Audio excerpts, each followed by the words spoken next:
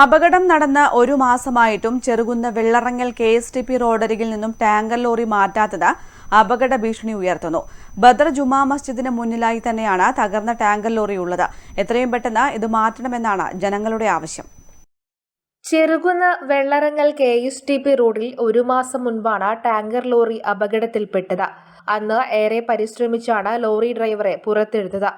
അപകടം നടന്ന ഇത്രയും നാളായിട്ടും വാഹനം റോഡരികിൽ നിന്നും മാറ്റിയിട്ടില്ല. റോഡിലേക്കുള്ള കാഴ്ച മറിക്കുന്ന രീതിയിലാണ് ടാങ്കർ ലോറി ഉള്ളത്.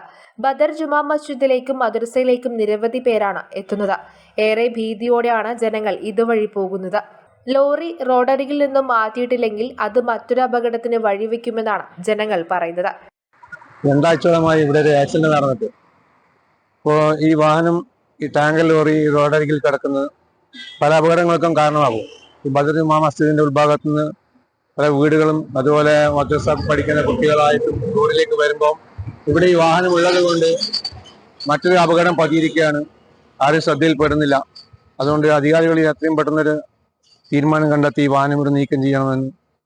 വാഹനാപകടങ്ങൾ നടന്നു കഴിഞ്ഞാൽ ഇവ റോഡരികിൽ നിന്നും മാറ്റാത്തത് ഇവിടെ സ്ഥിരം കാഴ്ചയാണ്. മുൻപും സമാനമായ സാഹചര്യം ഉണ്ടായിട്ടുണ്ട്.